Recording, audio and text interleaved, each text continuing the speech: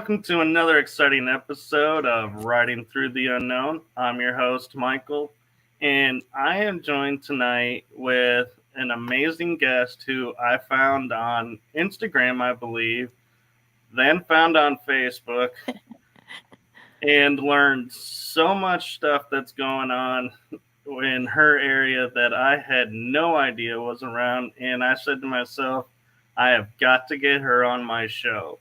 So I am so blessed and so privileged that she said yes, she'd be willing to come on. And so I am going to stop fanboying for a second. And I am going to hand it over to our guest, Heidi Popp. Hi. Howdy and hello. Hello, Michael. Thanks for having me. That's my pleasure. And thank you for accepting. Yep, for sure. Yeah, that was nice. This was a patient one, wasn't it? You hit me up at the beginning of the year. I did. Like, okay, I can wait. Hi, Jane. I see my friend Jane there. Hi, Jane. I'll put it up. Yeah. She's a sweet pea. She's Midwest Night Watchers. Do you know them? I do, actually. Yeah. You like Carol and Jane right there. And Mr. Joe Fox, howdy. And Carol, howdy. I'm glad I like that share screen thing, share the stream. I think that's such a nice option. Remember, we're talking raw, authentic. It's like, boom, we're in the moment. And it helps, with the audience, because people may not be able to find right away the links and going, oh, it's on hers. I know hers real quick. There we go. And then they'll find, yeah. And Carol and Jane, I owe you a phone call. That's how I remember. I'm like, oh, shoot, I forgot to call them back before this. And I have to admit, in watching your shows, I love that you do that. When you see someone's name and you're like, oh, I owe you a phone. And it's like, you're so authentic and so in the moment. It's the gentle reminders. I'm pretty bad at that. I'm a big texter, but some of my pals like Carol and Jane are like, give us a call. I'm like, oh no, to make a phone call, I have to be present. And I'm usually like doing 10 things at once. So I'm like, yes, I'll do you after we come back. And then I just went blue into my other stuff. But yeah, and it's fun. That's why I like the channels in the series I'm doing. It's like we're live because we're building community. Exactly. Oh, Jim. Absolutely not invisible. What's shaking, Jim? Jim's camera at dawn. So for those who apparently have not seen you on Instagram, where you are like top feed all the time with your multiple channels, you like nice. have something. There's always something. My multiple personalities. Yeah, promoting your work and family and in a respectful way. So I appreciate that. And could you introduce yourself and give a little bit of background for those who are like, yeah, these two are talking like we should know who this is? Confidence. Yes, of course. Well, I think it's so fun when you said you saw me on Instagram and Facebook because I feel buried on there too. But I have multiple personalities on there. So like my Instagram, Heidi Popp Rebooted. It's a rebooted page from the censorship and from, the bots and, the community strikes and all that kind of stuff. But I'm also very much focused on that page. I stepped into a new mission just a couple years ago where now I educate children, but in a New Earth type setting, not in a typical state-run school situation. We really get to the mind, body, will of the child, and we work with a lot of homeschoolers and part-time students. And so I focus on that because I'm like, if parents are watching this, I got to keep it clean. So then if you go over to my other page, Heidi Popp Los Angeles, that's where I'm like, keyboard warrior, and I share memes and, I've been on there for a little while, but it's very much like my regular Facebook page where I was in the meme wars of 2018. I was pushing, 45 and, I was really red pilling on there before it was hot and it got me in a lot of trouble. I also was part of the movement in 2015 and 16 with the parents out here in California. We were getting our medical rights stripped away from our kids, and our education choices were being told what they were going to be for us instead of us choosing. So I was a really big activist for a while, and that really tore me a new one too. So so I started rebooted pages to be like, okay, I'm focused, I'm calm, and I have a mission. So that's why I'm kind of like spread all over the place. And then much like you, Michael, I vlog, I do little I share my synapses, myself. I've been doing that since 2020 on YouTube, and now Rumble and BitChute, and just my thoughts. But then I'm like, wait, I want to interview people too.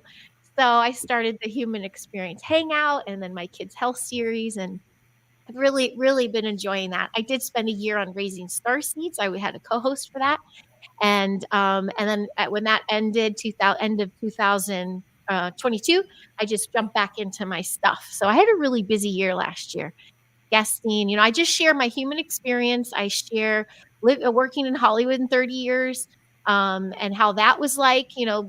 Thinking esoterically. Trying to find the others, trying to drop red pills. That was an interesting ride, as well as educating kids, not just the last 2 years, but I have kids. I'm a mom. My daughter's going to be 14 this year, and my son's going to be 11. And that journey. So I like share all my stuff, and it makes people either really uncomfortable or they have a good time.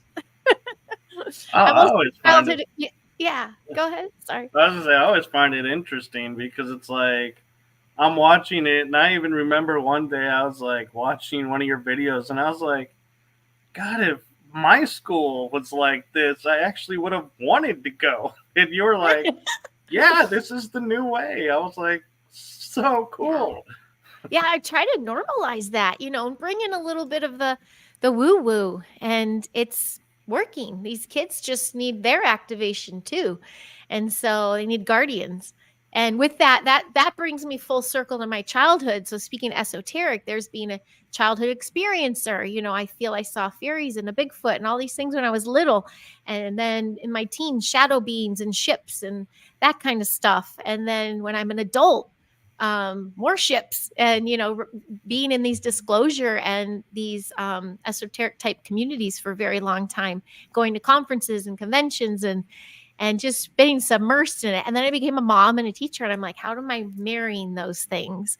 So I use my life experiences and what those taught me to teach my kids either how to protect themselves from certain energies, or how to embrace certain gifts and skills. And because I just believe we're here to have this as human experience to help raise humanity. And I think everything's like a game, really.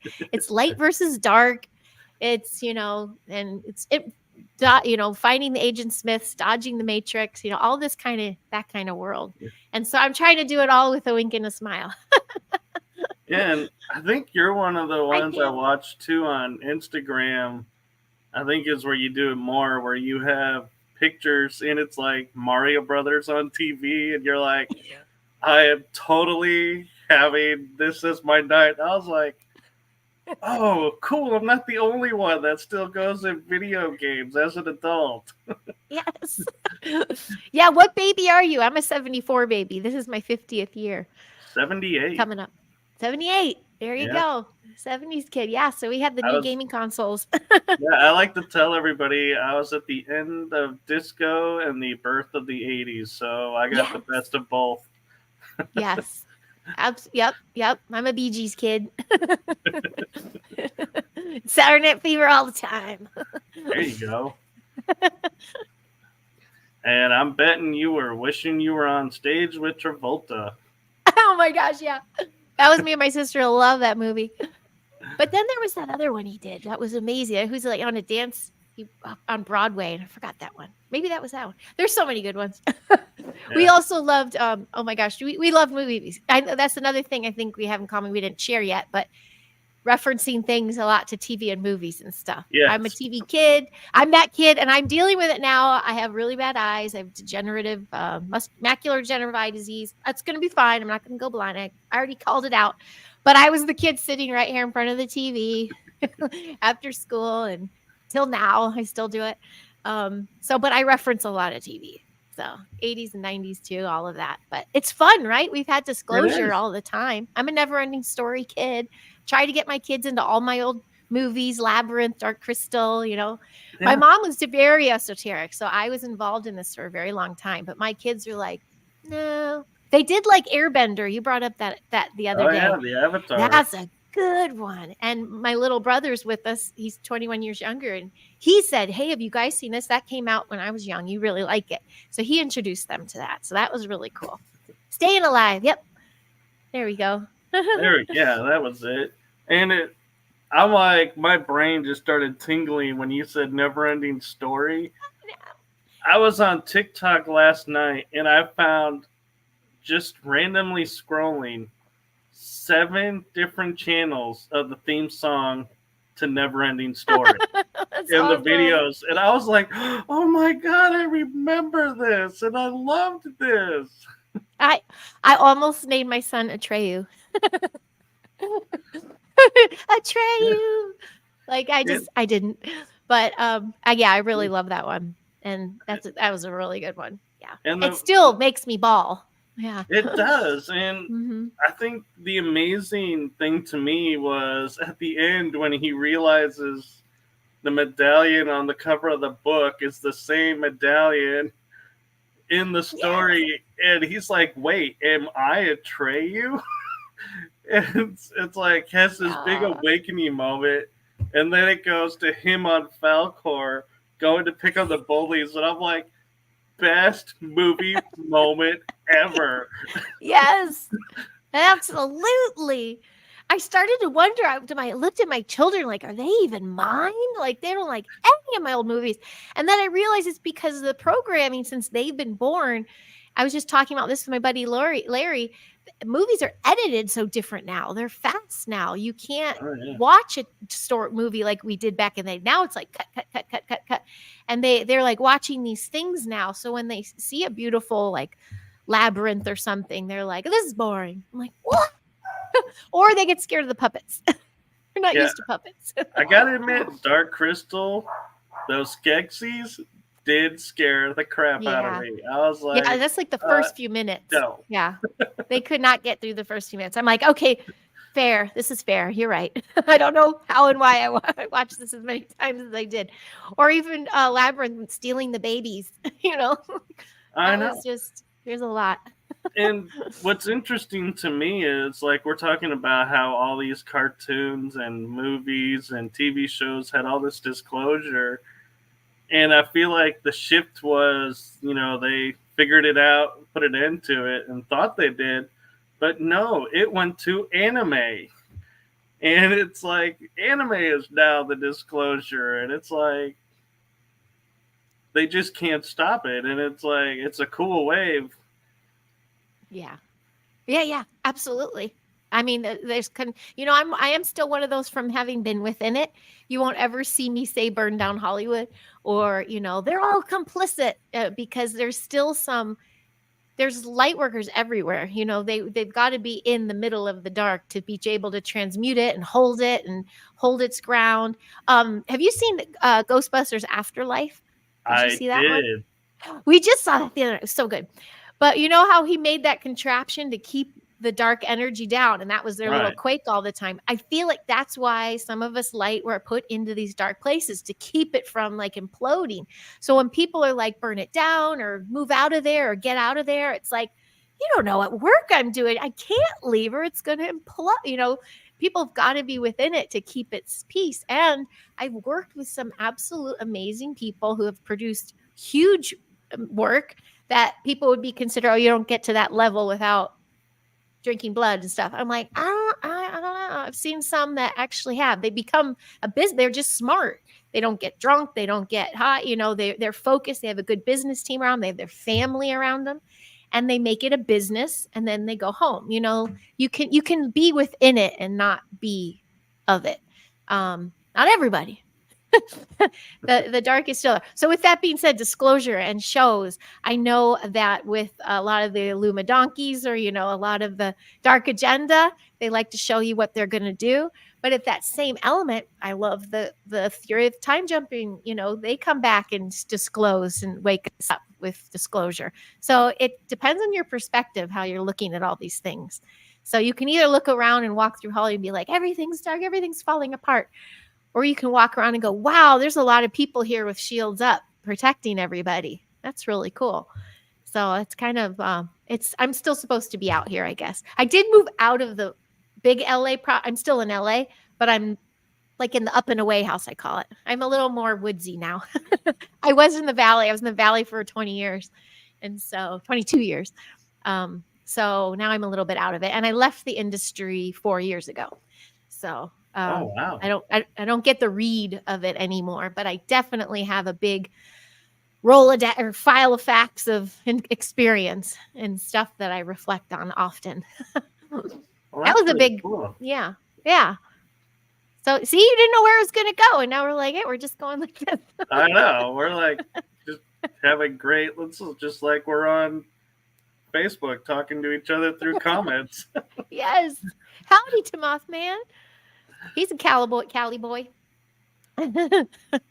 So one thing I'd like to do real quick is, because we've hit on it, and that's, talking about your new education system and how you're doing that. And I think a lot of the audience is probably saying, wait, you guys kind of just jumped over that and like left it behind. And if it's this big, amazing thing, shouldn't you like talk about it? Yes. Well, yeah. Do you want me just to dive into it? Because there's some crazy bits about it, because I do work for people still. It's not my own school, or it's not my backyard or anything, but that's the beauty of it. It's a huge campus here in LA, and it's been established. Like, I found them. It's been around for 8 years, and they do follow more of the Waldorf, like Rudolf Steiner philosophies and pedagogy, they call it. And it's very much the mind, body, will of the child. So but it's not a state brick and mortar school. Like, it's part-time. It's people who either homeschool or go through charters or go there part-time. It's an enrichment learning center. So with that being said, I was gifted my own class this year. And hi, Mr. Michael. Sorry, I won't keep interrupting. Oh, you're fine.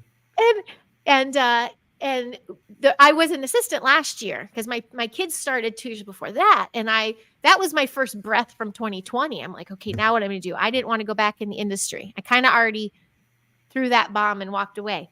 And so, and my hubby took that over. So I kept showing up. Like, they had an event. I'm like, oh, I used to do this. I can put this together, like do the food courts and stuff. Right. And I can do this and I can do that. And then I was just there. And then I realized, wow, I could really help out with my tuition if I just help a little bit more. So then I started assisting. And then, it was good feedback, I guess. They offered me a class. And the thing with this place is, which is very Rudolf Steiner, is you loop with the student.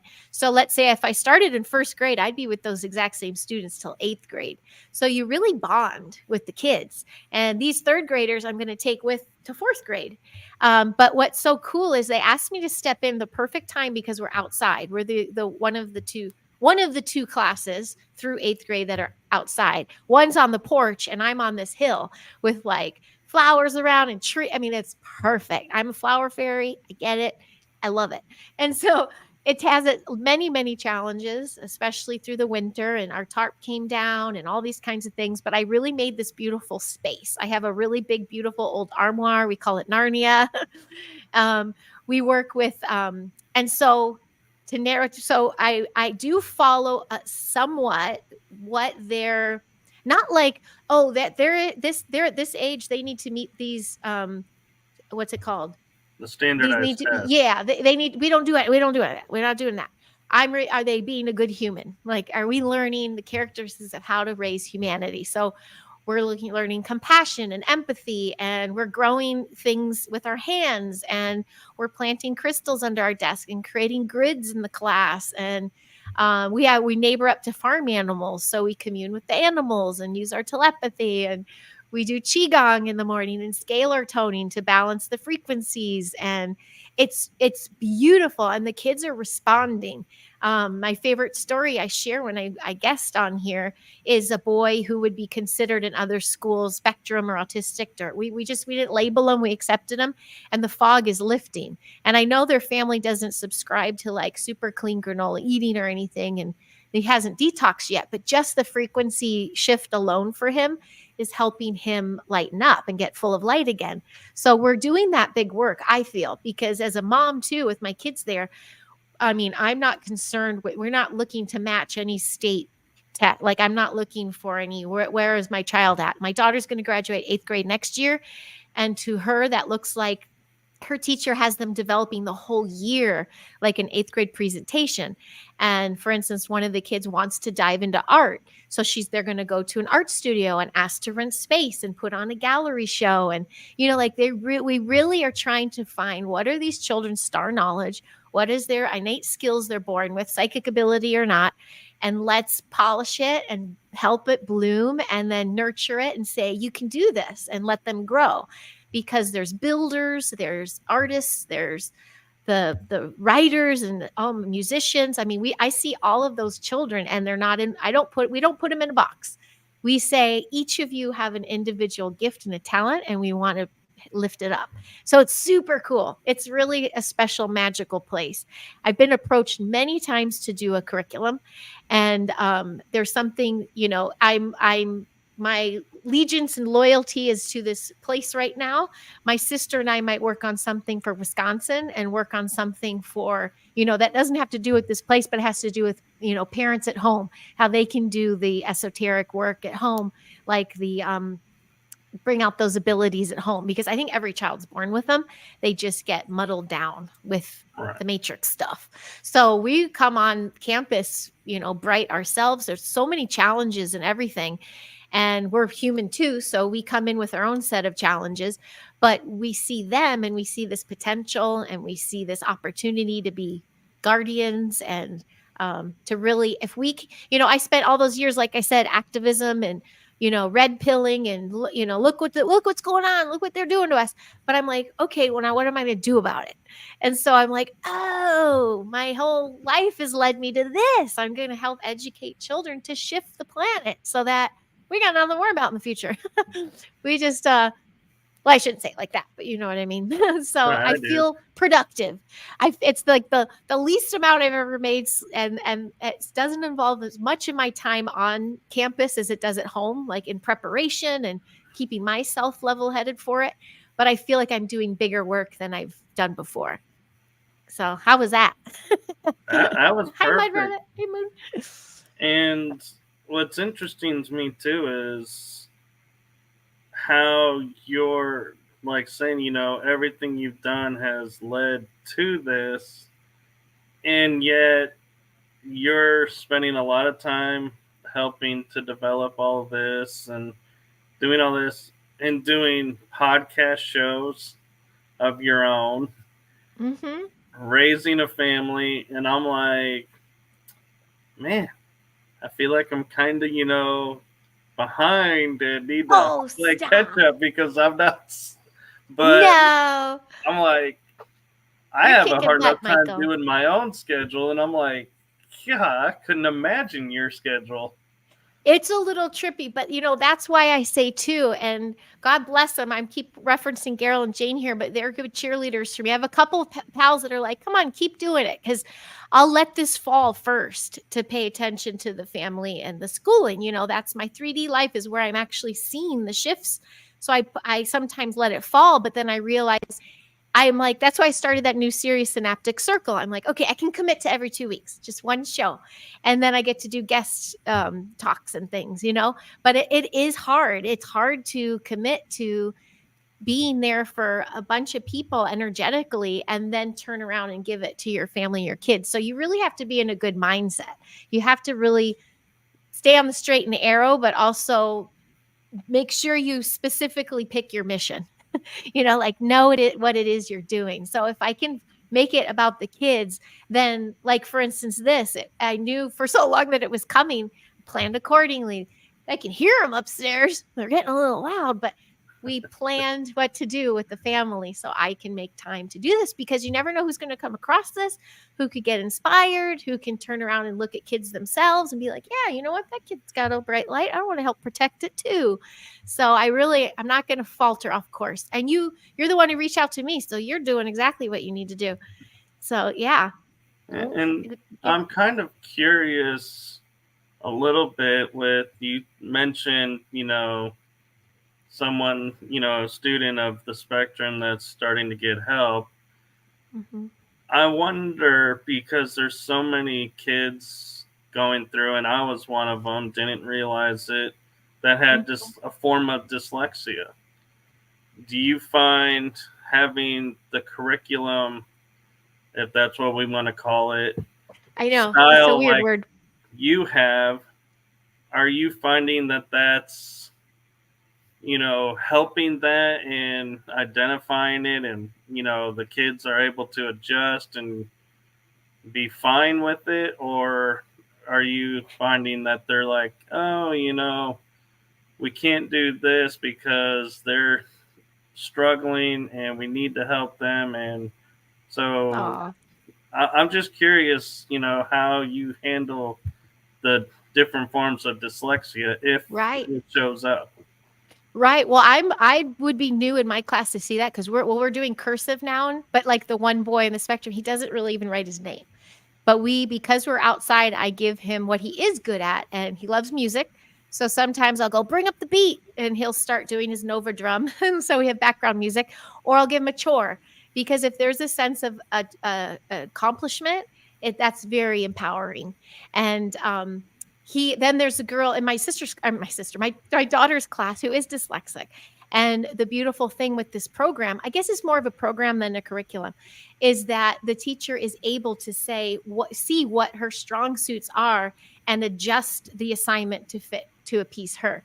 So, some of the students mostly turn in work that are drawings, or they'll just give it with a lecture. They won't write a big essay or be expected to read a big, huge thing, because they're dealing with their dyslexia now. So the beautiful thing with being in a program like this, and even being from a homeschool community, is there's always going to be a different kind of opportunity to get you to that next benchmark. You don't have to, like, some follow charters to get to the benchmarks for testing to get charter funds, and it gets technical. We don't care what's on our list. If I move, I'm going to put them where I feel like. I really think you can unsubscribe from the state telling you what is next. And that's what this movement is. This movement of this New Earth Type Learning Center is bringing back the practical skills, which everyone does have. And those that are on spectrum or dyslexic or whatever they come with, you have an educator that doesn't have to be knowledgeable about the whole thing, but they can see the human in them and see, well, I see what you are good at. And wow, do you have an ear for music? Let's work on that a little bit. Like, how can you bring that in with this? Or for instance, the girl who's dyslexic, she gets her own sheet music. It's different from the others, but oh my goodness, can she play cello? Like, she is phenom. And she also she's an 8th grader. She just got accepted to the highest awarded art high school here in LA. Like, it's a waiting list. She auditioned and got in with dyslexia. So I think the labels, I pray, become obsolete. Because we are forgetting that, there's this old programming that we've been programmed with in our age, growing up, indoctrinated to believe that it has to go a certain way. And we're now seeing that if every child comes, we're not all taking the same test anymore. Some do. I mean, some choose to. Go ahead, that's fine. But we don't subscribe by the test. To get to the next level with your education career, have you pass the benchmarks of, can you critical think? Can I give you, like, my daughter's midterm and final usually has some questions, and she's not looking for the right answer. She's looking with, can you give me a well-rounded critical thinking perspective on this subject? And that's when the kids shine. Yeah, this is my opinion, because of this, and I see this, and it's like, bam, you pass. And, I know this is a very roundabout way of answering your question, but anyone who is labeled at this point, if you're coming from a state school, to me, it's to fit into a box. So they get state funding and money, and though their programs continue, we're breaking that spell. We're saying there is no need to have a program or segregate that child for having this particular situation that they have from all the other children. They're children, they're co-creator, they're creator beings, and they're full of light. And we're going to find their skill and we're going to bring it up. And everyone, I mean, I see everyone on campus, the kids, all with different beautiful skills. Like, it's so inspiring. And we have an incredible place where they can roam free and run and play. They're climbing and jumping out of trees and all that. And you would have a lineup, you do not know who is spectrum or who is dyslexic or who is, you would have no idea, even if you saw the samples of their work in the classroom, because I mean, everything from sacred geometry to, music's incorporated into everything because of the sound healing and stuff. You would never know. You're like, oh, you have people on the spectrum in here, or you have a dyslexic girl. I would never know it. So it's kind of, we're breaking a lot of myths right now. Hey, Tyler. I see Tyler. Mm-hmm. Yeah. And hey, Tyler, and I gotta admit, when you say, you're going roundabout way, I feel like the roundabout way you did it was perfect because it clearly showed how the program works and explained it so well that it was like, I'm sitting here going, I'm in awe of the topics that they're studying, like sacred geometry. I'm like, I was like, man, to have the word sacred geometry in school would have been like majorly like disruptive from the teachers. I know, they'd probably implode, be like, what is this? But there's, oh, sorry, go ahead. I was going to say, I want to take a moment. Howard Petrie is in the chat group. Hi, he Howard. is the co-owner right now of the Paralinks network that I'm on, that I work with. And he wanted to say hello and that he's a supporter of autism awareness. Awesome. Yep. And he says, always the best is giving positive reinforcement. Amen. Absolutely. Thank you for that. I'm that gal too. Like, in the beginning of our year, we had our first round of conflict. It came, and ironically enough, it came from an outside person coming into our center. It was an actress, a little girl, and the strike was going on. So we're like, is she going to leave as soon as the strike ends? We don't know, but we know, the staff knows, we hold a certain frequency there. If that frequency cannot be matched, we have to stay in our frequency, not lower ourselves to anybody. And people that come and stay are meant to be there. So when we had this conflict within the class, we hold a council. We sit down and have a council. We light a candle. We get to the root of things. And I just heard from the family regurgitated, narratives. Like we've seen on little, Instagram posts and things, like right. the hit words. And thank goodness my mentor was there too, because we're talking about children. They're 8 and 9 and 10. Like, this is learned behavior from parents or from the adults or whatever you're showing them. They don't come up with these terms on their own. And we really tried to get to that root, the humanness. And lo and behold, that family did not stay. They were like, almost like, that was too hippie for me. But the one family that was causing certain conflict, they saw us hold space for them. They saw us go, we hear you. I don't see this as a problem. And I, in fact, say this child who you say is bullying them, his parents are in the middle of a divorce, all these things. We're gracing him a little bit because he's coming in rough every morning, and we have to hold him with love and compassion. And I know he's not trying to be a mean kid. He's tired. He doesn't know if he's going to mom's or dad's tonight. He doesn't know when this will be. You have to think of the whole child, not. But they're not completing their lesson, or no, they said this word. I'm like, we only have 14 kids, and I still have an assistant. Now that's 2 adults for 14 kids, so we're like eyes and ears, and not like going like this, holding them close. We're letting them be, but really holding it down. So when there is conflict among the children, we'll have a council. But when there's parents, I'm the first one to be at calling the parents, going, okay, you want my mom hat? or you want my educator hat? And I give them both. And I give them full transparency. I go, this is exactly what I'm observing. And this is my perspective. And usually they immediately are like, oh my gosh, thank you. Because their kid will come home with something and I'll be like, your kid actually did something too, because they think their child is doing the wonderful things. So we are being so like human that I think it's what's been needed out there in a school system.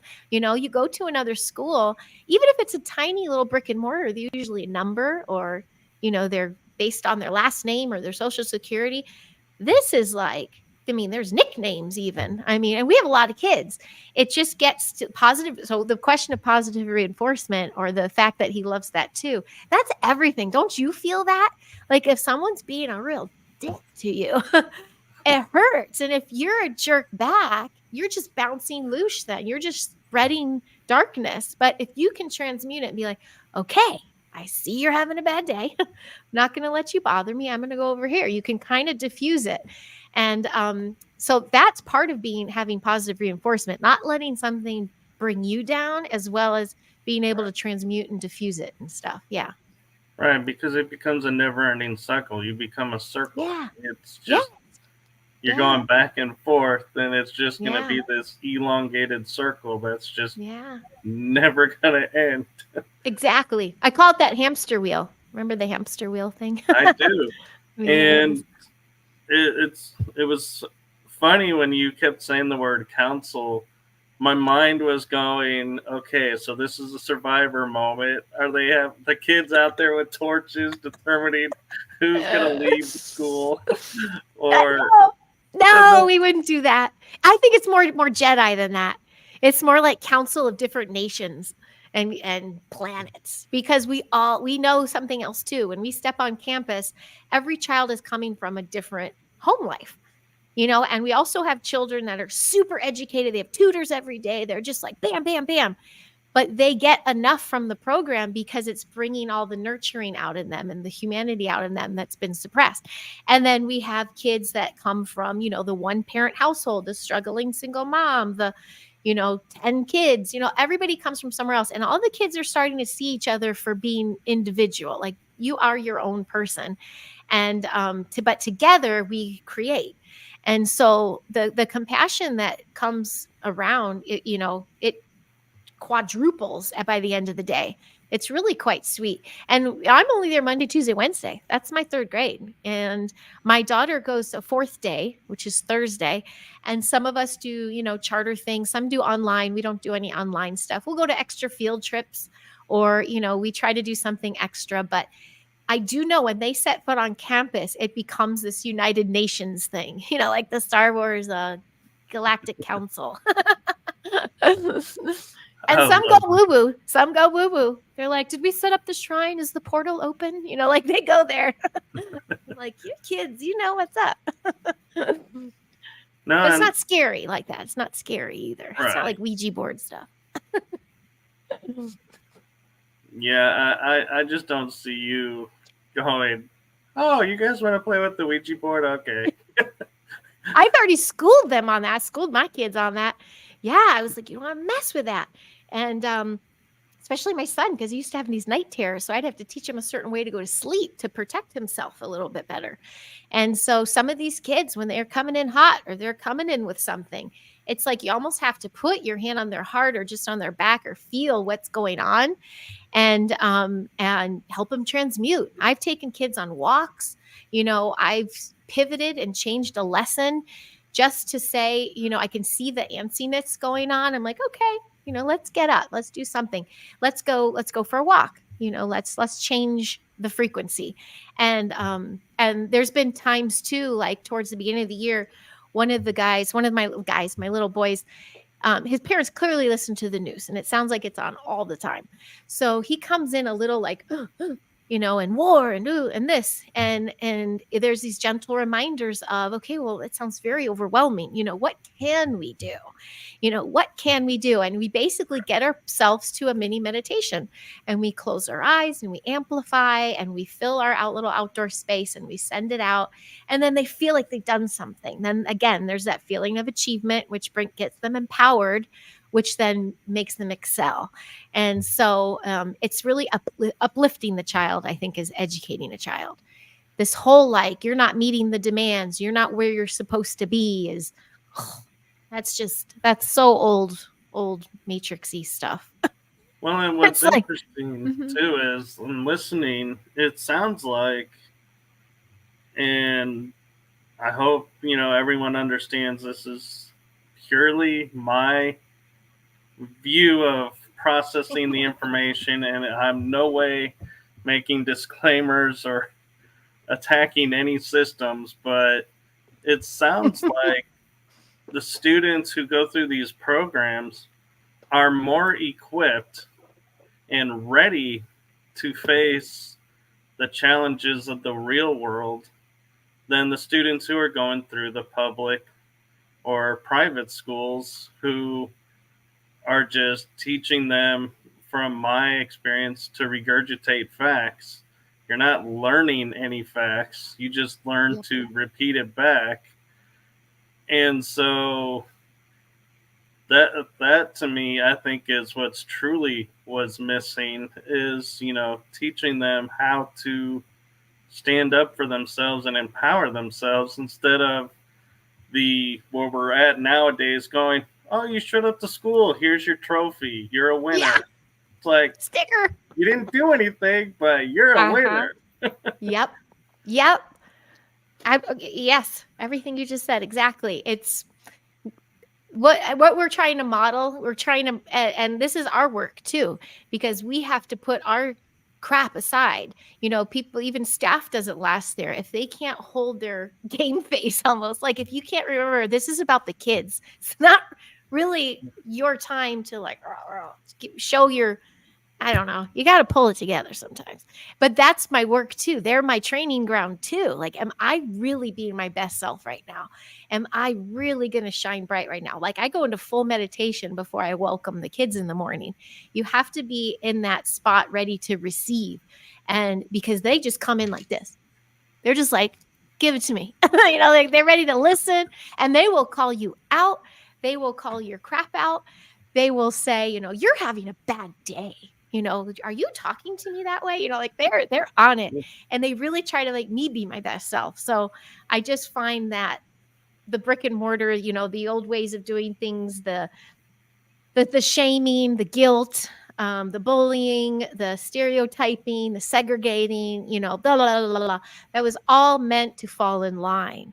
And we don't have to fall in line anymore. We're uniting. That's the point. We're uniting for the shift that is happening now. And with children being our highest vibration frequency out there, why don't we just work on that a little bit? And they're certainly ready to receive too. And to me, it seems like, in full disclosure and transparency of thought, we're in a time where everything is shifting, and it's becoming an age of where the old ways will no longer work, and the new ways are coming in, and the only way we can survive as, beings is to adapt.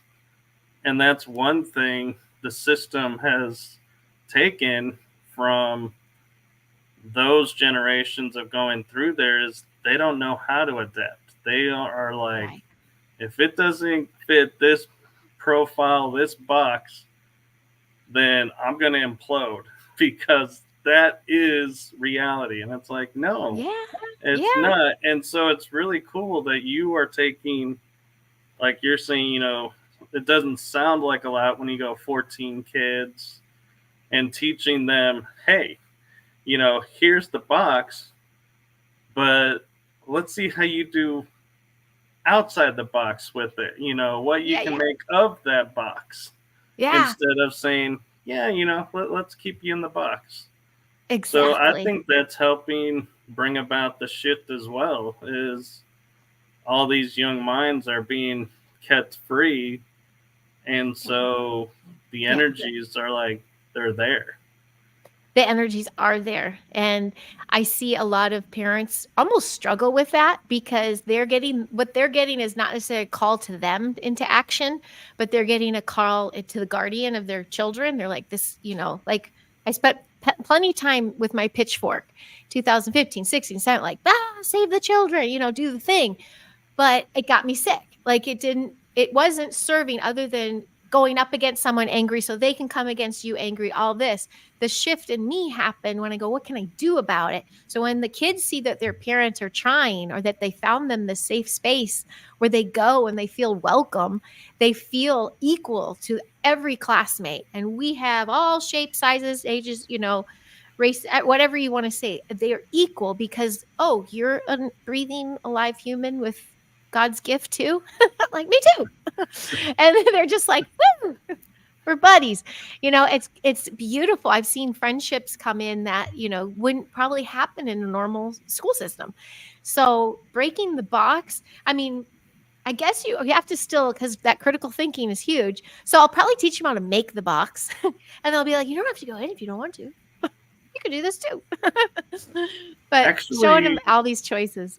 yeah, it's interesting. I was just sitting here thinking of, as you're saying that, and my mind just painted this picture of the Avatar, like we were talking about that show earlier. And I'm like, so Heidi is teaching all the next generation of avatars how to be their avatar selves. And so I'm like, and then hear you saying, yeah, I had to meditate and center myself. So it's like, so Heidi's made it to the avatar stage and is sharing it with everyone. And that is so cool to see. It's work in progress. It's daily choices, daily work. Yeah, there's always crumbling too. You always crumble. I mean, I've had bad days too. And that's when you just make sure you have a team in place with you. I mean, my family, but also like my assistant. I can be like, whew, I'm not doing so hot today, or, make sure it's got me down. She takes the lead. Yeah. And it's interesting when you were saying that, my mind jumped like, we say we talk through movies, is that scene in Batman Begins when Christian Bale is the little kid and he fell down the well, and do you remember what the dad said to him? I don't remember. What? Why do we fall? So we remember how to get up. Oh, yeah. And so when you were saying I have bad days and I crumble, I was like, I heard in my head so why do we fall? So we know how to get back up. Yeah. And do you know what else? If I have that bad day with the kids, I tell them. Like not long ago, my cat died in my arms, and it was the only day of school I really missed. One other day was a super sick day, but the compassion these children have. And then I open the floor when I feel the sads coming out. I go, these are the sads. They need to come out, and it feels, I know that he's with me. And I go, do any of you have stories like this? And then they share their stories, and we just all feel heard. And, throughout the day, then I'll get a little hand on my back. How you doing, Miss Heidi? And I'm just like, oh my gosh, the hearts these children have. But they came in tough, they came in like, okay, because they didn't know what was I going to do. This was my first year leading them. And they're like, feeling me out. And now we have this like little compassionate little group of support. And at the same time, I get to nurture and teach them. That's just the fun part. When we've done some big academic projects through the year, one big being this shelter project. And again, it's their chance to shine with what they're best at. They can build a 3D model. They can write the summary. They can draw a picture of it. They give a presentation, all these different aspects. They can share a food that this type of Native American tribe made at their shelter. They each shine so bright. Like 8, 9 years old giving a presentation. And they were just like, look what I got. Because we gave them the safe space to share and to practice and try and do these learned behaviors. One girl writes like flawless cursive. Another is just finishing their print. And they're both honored equally. with the success that they do. Wow, you've been working so hard on those letters. I can see it. Good job. Way to go. And like, well, look at you keeping those so crisp. What's the next level you can do with that? Try doing it backwards, or something. You challenge them. So that little thing, just the empowerment of a child shifts them big times. And that's what we should be doing as educators. That should be the educator's job. There are too many educators worried that they're not going well. They also have people over their shoulders telling them what to do, and that they have to meet this certain way of doing things. I still fear of coming across parents that are going to be like, what are you doing? Get it right. But they're quiet. No news is good news in my book. The only time I have had a reach out is when they're concerned of something their child said when they come home about another child, and I'll give them the human experience exchange.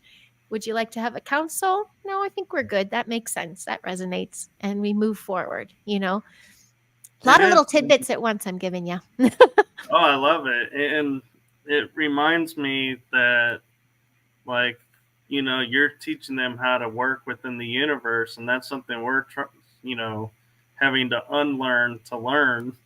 So it's like harder for us. Yes. And alchemy too. Yeah.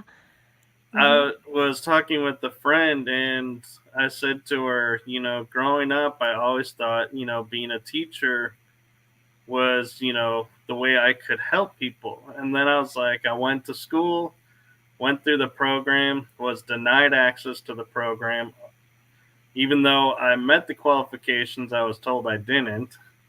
And so I was like, I look at it now as that was the universe keeping me out of a system I didn't belong in. Yeah. And in talking to my friend, she goes, and she started laughing and smiling. And I said, what? She goes, you realize through your show, you're teaching people. And I was like, what? And it's like, I had to sit back for a second and go, holy crap, you're right. It comes in its own way, right? Right. And so we were like sharing how both of us are in a position where we wanted to do this, but the universe, didn't make it so. And now realizing, oh no, the universe made it so. It just wasn't the picture we thought it was going to be. And it's better now. Yes, that's the full circle, like being a kid experiencer. My mom was like, yes, darling, this is happening. So the peace and calm about esoteric, I carried that with. Then there was me wanting to work in Hollywood. I wanted to entertain. I wanted to be whether on stage or screen or whatever. I practiced my award speeches, all that stuff. But then I went to university to be a teacher. Pretty much failed out, but I couldn't conform. Like they wanted you to do your hours within a state school. I just couldn't fall into it. I wanted to still do it my own way, but I wasn't allowed to. So I worked in centers and schools that allowed me to still audition. So I was doing these two world dances. And then I saw medical go into schools and I'm like, I'm out of here. Went full into Hollywood, still teaching though. Like I was either in front of the camera is one thing, but when I went behind, my job I created, well, it was craft service that was there, but I turned it into a very motherly, very doting on everybody. Like, how are you feeling? Oh, your energy. Are you drinking enough water? How's your vitamins? I'd have like plethora of vitamins and I'd be like, the trails, we don't know what's in that stuff. So you might need a heavy metal detox. This is really good for that. Let me make you a little drink. I was very motherly and teaching there.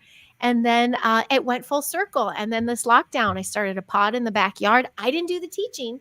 That's why I tell people, I'm an educator at a learning center now, but I couldn't even teach my own kids when lockdown hit. I was like, you know what, kids, let's get used to being home together. I'm not on set 14-hour days, and let's figure out our rhythm and our daily rhythm. And I did do a couple Qigong. I did get a little hippy dippy, and I love that because I do that with my class now every day. But I did just realize it's not about keeping up with the Joneses. It's not about keeping up. It's like, how's our nervous system? And I just started with that. And if parents just realize it's not about, can your kids, I get crazy when kids are like, yay, my kid's writing and reading in kindergarten. I'm like, why? Aren't they supposed to be playing? Yeah. That's their work. So I just want to like check your nervous system, check your child's nervous system. If they're stressed, if something's at school that's stressing them out, they're it's going the wrong way. It should be exciting. They should be so excited to learn a new skill that they have. They should be so excited to learn how to figure out a problem. And when you make it fun, it's exciting. And they should be excited to go, what's next? Or, oh my gosh, I didn't know I had that in me. Can I do that now? Can I do this way? Absolutely. Like you want the kid to light up and shine bright and say, my turn, not, oh my God, don't pick me, you know, Right. and that can come out in so many ways. Mm-hmm. No, but then that's why when I mentioned to you, and on the posts about this, you showing the school and how it's all running and everything, and I said I really wish I had this when I was in school, I hear was that a lot. because I had Mm-hmm. the rare form of dyslexia to where I could comprehend everything, and in high school I had no idea, and a counselor tested me, and she found out it's because in actuality I was bored because my mind Yeah. was like the next level of schooling of college in high school, and so I'm like realizing, yeah, I can read these Yeah. books, I can write these papers, and I can, do all of this easy peasy. So what's the point? I already know I can do it. And so it's like I was like bored, where I feel like if I was in this program, I would be like, Oh. I don't think boredom would ever be the word coming out of my mouth. Well, that's where you trust the universe and you line up with everyone you're supposed to, and that's why when they say I have 14 kids, it is still a lot because we're doing so much with each child. It's not just everyone finish this worksheet. It's like it's a very we're creating and we're doing things all the time. We also change subjects like every 20 minutes or so because it keeps the brain like we start the day with physical activity and getting that out breath. Almost I tell them I got to run you guys like horses till you're panting. And they love it. They're like, one more lap, or we play games, or and then we take our breath in the circle. We pull up the earth energy, we start breathing, and they just get so grounded that I'm like, okay, now then we go to our little area and sit at our desks, which are made the right way. Desks aren't even made the right way for children. They're supposed to be sitting a certain way with their back a certain way and their elbows a certain way. So they're writing. Everything's supposed to flow, and their feet are in the ground. Even if you're inside, you're grounded. But we're like literally in the dirt, so that's great. And they're like poised. And I always have a star child, like child of the day, so they help me introduce what we're doing. Then we do our board work. They've had this out of breath work, and so they're focused. Usually involves some math, but that's done fun. Like right now, I'm trying to. I mean, these are, like I said, 8 to 10-year-olds, and we're doing a small business, and I'm introducing money. And I brought in money because, and people could poo-poo that, but we need it in our everyday. And I did tell them cash is best. But we're under $5 small business because you're adding, you're subtracting, you're multiplying, you're doing all the four main elements within the money, and they're into it and they see it all day, every day. They see it when they go out. And so, but the skill that I'm having them do, their small business, is all up to them, whatever their passion is. And it took us a long time to get through the lesson. Sorry if I'm going on a tangent, but I'm excited because when we come back from spring break, we're going to go into our play more and then this business.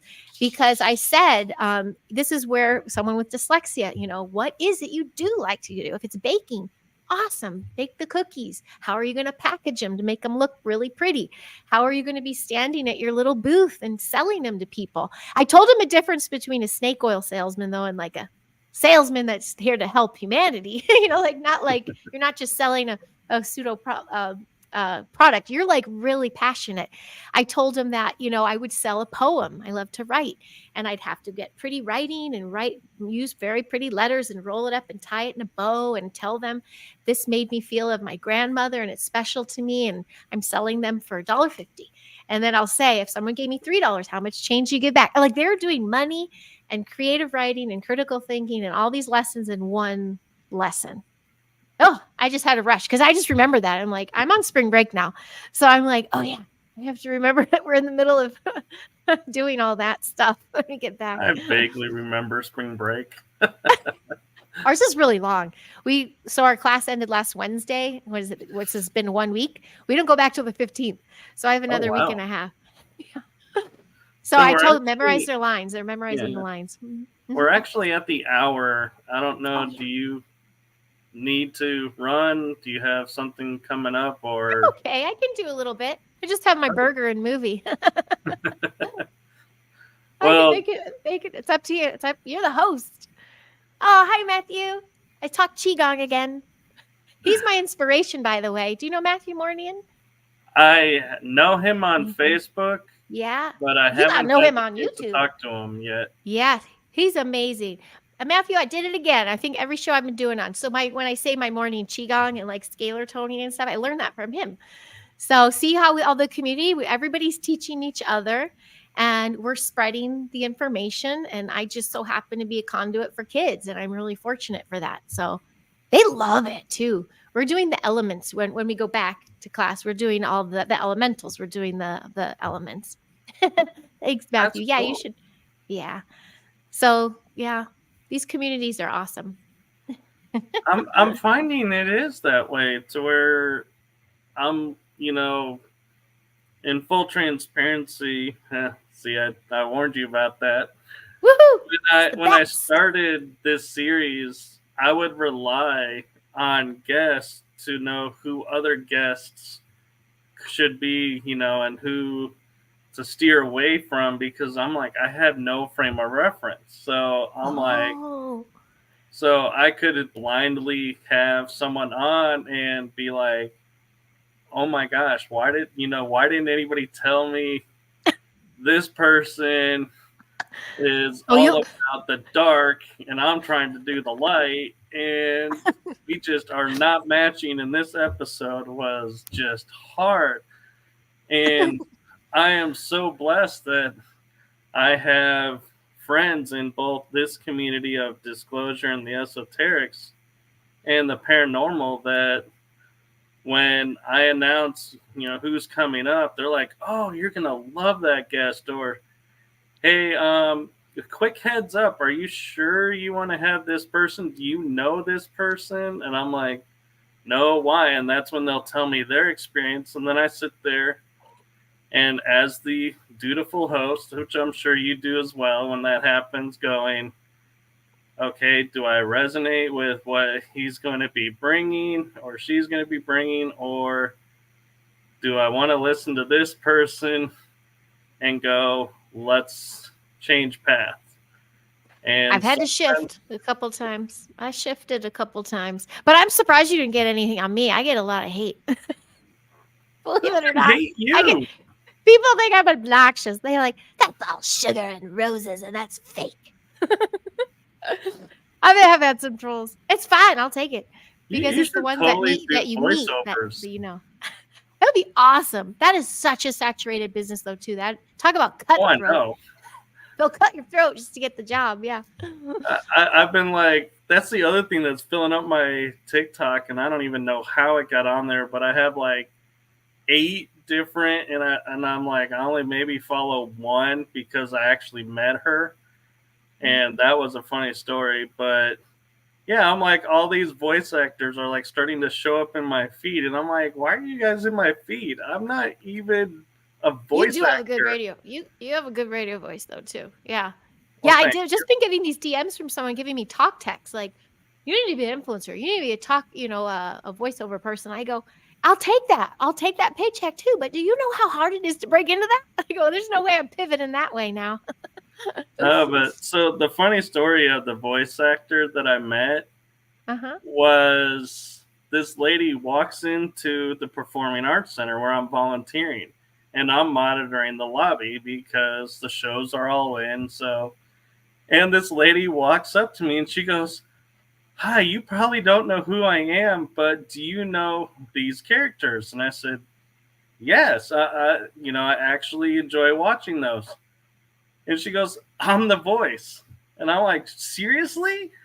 And I was like, this is so cool. And then she goes, so what's going on? I said, well, unfortunately, we have 2 shows going on right now in our venue, so I can't really let you in. And she's like, oh, that's okay. I was just stopping by and walked away.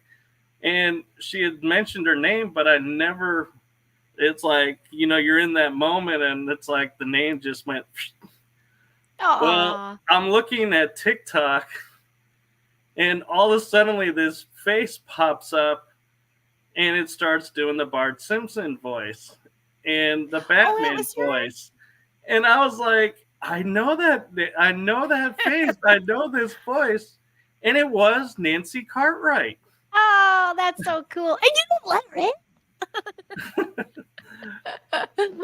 That's awesome. I heard she's really sweet. I have not met her, but I heard she's really sweet. That's cool. I doubt she'd even remember that little 5-minute conversation we had, but it was like, it's one of those rare moments that sticks in your head. And another celebrity moment at the place where I volunteer at was, so you're familiar with Texas, so you know football. Shoot. Troy Aikman walked in and was late. Oh, gosh. To his niece's performance recital. And I go, without taking a beat, I look at him and I go, excuse me, sir, you need to enter through this aisle over here as we've already started. He goes, okay, thank you. And veered off and went in. And all the volunteers started coming around me and they're like, oh my God, do you know who that was that you were talking to? And I was like, no, because I was in such usher mode that I'm like, You're so good at what you do. Form, and that's I just ushered them on. I didn't take a moment to do anything. And they all go, funny. That was Troy Aikman. And I was like, no way. That's so cool. That's cute. Oh my, when I was house manager at a comedy club out here for a minute, or improv club, iOS, I was awful because I was either stoned and drinking in the light booth, so I'd always miss my cues to introduce the next act, or I'd be like, yeah, just come in. Here, you're good. Come on in. Like I never got to. I was awful, but I met a lot of people that way. I met a fella and I got in, went through circle, wound up hanging out with some peeps that way, but I just did it for having a fun time and to get a discount on the classes. You're good at what you do. Well, thank you. It's good to hold authority and to say this was my job and you fault. Yeah, I didn't do a very good job at that. I gotta say, I think I owe it to improv actually, because improv is my favorite theater. Yeah, that changed me too. I really thought I was going to go the dramatic route. Like my dream was to be like an Independent Spirit Award winner with Joaquin Phoenix, like in a Gus Van Sant film. Like that was always what I blew out my birthday candles to and stuff. Like I'm gonna go drama, and then I came out here and started improv. I'm like, oh, this is it, and it's like everything comes out, and that's now I do that. Talk about big circle back. That's with my teaching now. Like I mean, I'm pretty much on stage, and I got a rubber face. So when I tell stories, that's when they're really interested. So I was the most captivated audience ever. And they also tell me when they start losing it or like, oh, this is you're not doing so well anymore. Pick up the story. And I got to get more like, story time. And then the earth and the sun. And do they do the peanut thing to you and go, teacher, it's near to us now.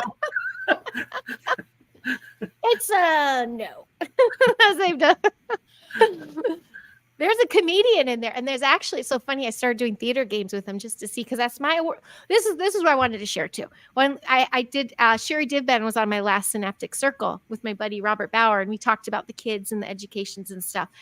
And it's a perfect, gentle reminder, because she always brings me back to this, is that we're mentors. I'm an educator. I have a degree in teaching, but I wouldn't call myself, your teacher.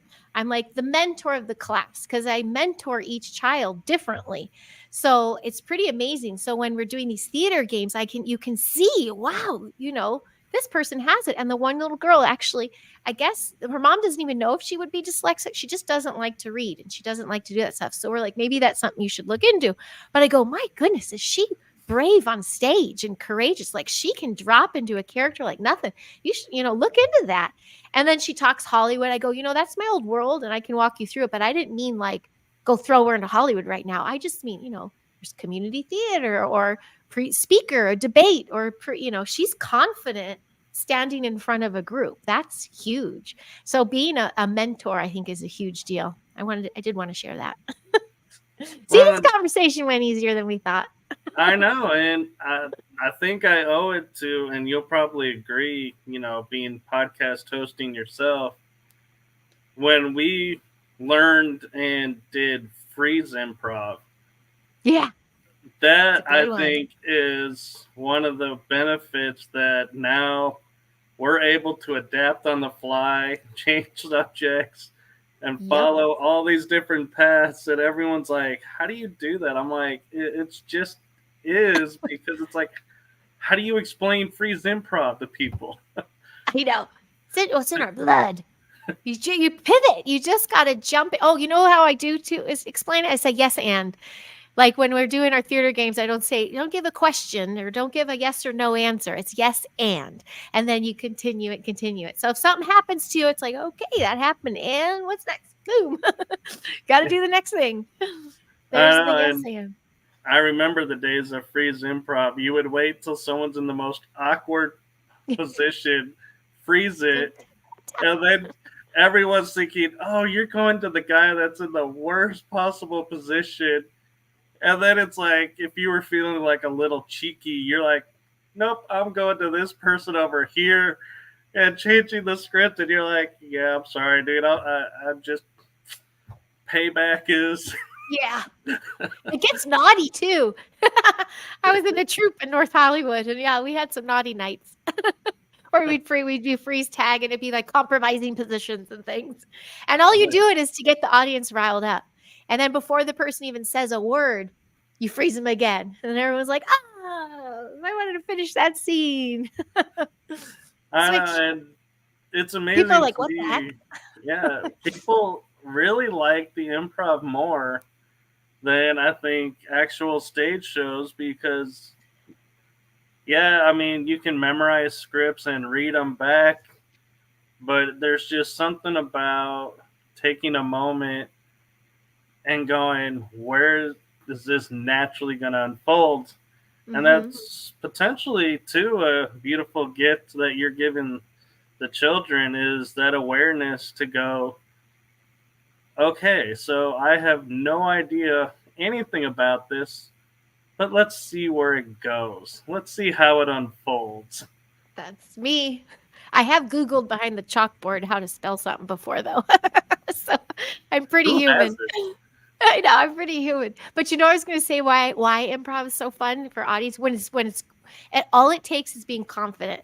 The most cringe of anything actor-wise and is someone just out of their body. You got to be in your body and confident. That changes everything. But it's raw and authentic. Improv is raw in the moment and authentic, and truth in comedy always wins. So it's like you can memorize the most beautiful thing, but sometimes it's the raw, real moment of, that's what comedy's so great, I think, truth in comedy. But we love improv, I bet, because it's so authentic and transparent. You can't really fake it. You just got to roll with it. I agree. Hi, Florida. There's a lot of, when you watch like behind the scenes on movies, and it's like you'll hear the actor say, the line that I, delivered here that everybody knows. That was mine, actually. I wasn't supposed to say that. I ad-libbed that, and that's the term they use, ad-libbed. And I'll sit there and I'll be like, kind of like snickering on the inside and going, you didn't ad-lib that. You improv'd it. Use the right term. Own that improv skill. Own it. That's awesome. I love doing do you know Neil Warden? He's Castle Dude. Have you heard of him? He's a buddy. You might see him on Facebook, but he has his upcoming YouTube channel. He tours castles and stuff in UK, but he is funny as all heck. And we might do a little mini live Friday morning because we want to start doing sketches and start doing some scene work across the pond, but somehow make it. We don't know. But it's the energy balance and, the confidence, but the bits we can do. We just let's make people laugh. It's fun to make people laugh, because laughter, Yeah. it opens up the crown chakra. It's such a high frequency. I do find I do that when I'm teaching. If I'm getting flustered, things go really bad. When I turn it into a funny moment or try to make them laugh, we all settle down a little bit. We all get a little more relaxed. It's not so, we all kind of catch our breath. So laughter is so beautiful. It is. Laughter is a wonderful tool. And talking about your kids, I don't know if you saw this video, but it was on TikTok.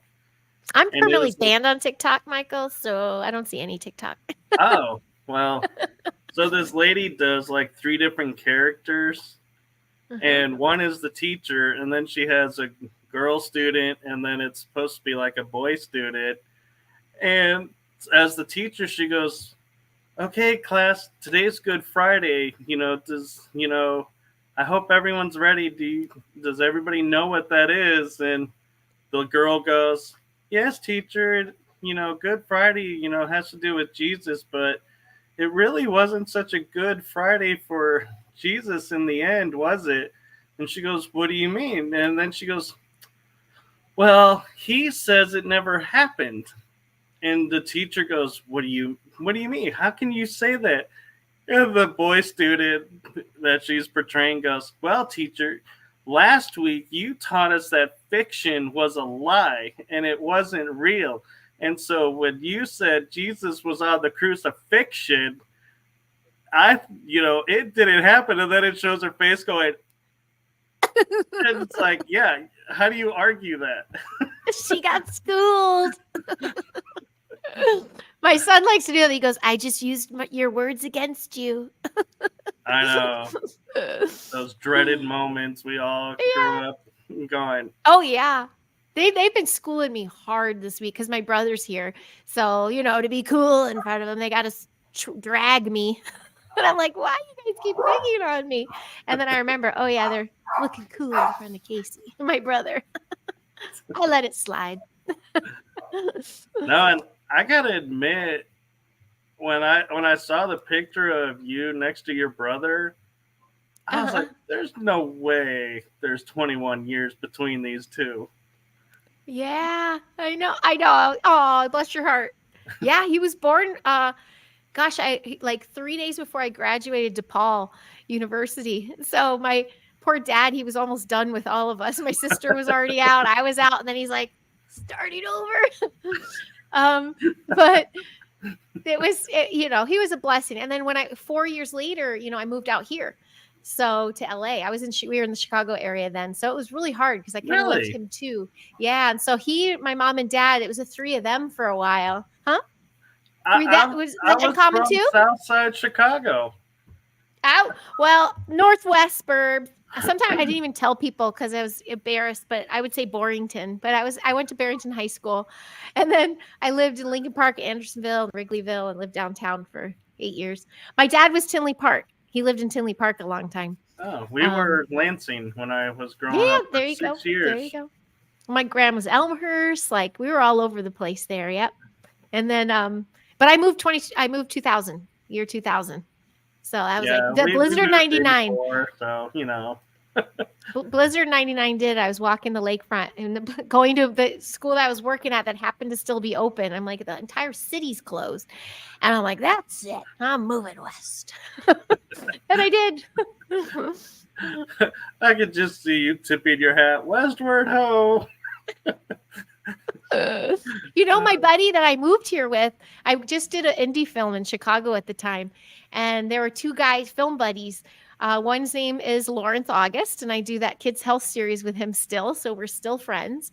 And then my other buddy T, he came out here and he did some editing and got into the world for a while, but then he moved to Florida. But our film buddies from Chicago came out here and they're doing really well. They're in the business. They're doing stuff. So we all still support and cheer on each other. My buddy Larry was so excited I started doing this again because when I went into craft service, they're like, "What are you doing? You were on a roll." And I'm like, according to Hollywood, I'm old. I can't get the callbacks anymore. So I'm going to stay on set though. And I still had a great time on set. Elmhurst is where you're from, Tamoth, man. There you go. That was my grandma and my mom. Mm-hmm. Yeah. Awesome. Well, I know you're wanting to get to your burger movie, so I won't keep you any longer. I appreciate you coming on.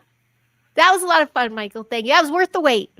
It was, and we'll have to do it again. Surely. Yeah, we'll have you on for a circle. So the little synaptic circle, that's the new thing I started doing. That's my new commitment. And some lives and vlogs and, the usual. Let me know when. I'll be there for you. Cool. We'll pull a little panel together. This was really fun. Yeah, thank you. Thank you to the peeps in the chat. That was cute to see you all there. They kind of got a heads up. I started sharing. Oh, thanks, Carol. I was sharing the thumbnail and stuff. I'm like, oh, come have a chat. I've been loving your shows too. You've been having some wonderful guests. You just had Tyler and Aaron on too, didn't you? I saw did. Tyler scroll through. Mm-hmm. That's awesome. And I'll see your show Thursday. I'll watch that tomorrow night. You have another one tomorrow night. Your group when you're with the group. Yeah. Tomorrow afternoon. But you can watch it at night if you want. I'm not gonna tell you when to watch it. Afternoon, yeah. I'll be like, awesome. No, Heidi, you can't watch it at night. You get out of the chat. It at 3 o'clock, or you're not watching it at all. Could you imagine as hosts if we actually did that to everyone? Be like, if you don't watch it when it's live, you don't get to see it. Yeah, it's private after it airs. Like, you out of the chat. I don't want to see you. Gotta have fun, see? We do. And so I've come to that moment in the show that I think everybody is really, actually, I'm getting a lot of great feedback from some friends that are watching, is what golden nugget do you want to leave everyone with watching this episode from your life experience? That's juicy. That's more than a golden nugget. I always like to say be your best self, because with every breath, with everything we do, we have a choice of how we're going to do it, how we're going to say, what energy we put behind it. So be your best self. And I have to champion the kids, whether you have them or not, whether you're gonna run into one at some point. So just try to illuminate them a little bit, share your give them a little energy blast and practice with them. There are little wizards out there. I feel like saying that. From my experience, though, be good to yourself. Watch your thoughts become things, and that also means how you talk to yourself. So I could keep going. They're all bumper stickers. I can do a couple more. But really be your best self. Like, come on. We're all bitching about this planet, either whether it's doing the right thing or the wrong thing. So what are you doing to help? And I was just picturing the old Saturday Night Live skit, Daily Affirmations, and going, Heidi would be awesome at that. I love those. Today, the Jack Handy. I love those. Yeah, you got me going. There's some good ones. Yay. Yes. Yay to people. People are shifting and rising. That's what I say. Cheers to everybody. Yes. Thank you to the chat group and those that are watching and going to watch. And good night, good day, good afternoon, wherever you are in the world. Make it a great one, full of love and joy. And as Heidi said, spread the light. Help out with everyone. Don't put yourself down. Lift yourself up, because there's too many things in this world already putting restrictions on. So break that glass ceiling. Be your authentic self. Love that. Yes. Going out Wonka style. There we go. And there's Bo saying bye. Aw. He makes an appearance. Ow. You think it's time for him to eat? Okay. That's what mine does. All right. Awesome. Good night, everyone. Good night. Thank you so much, Michael. Thanks, chat. Thank you.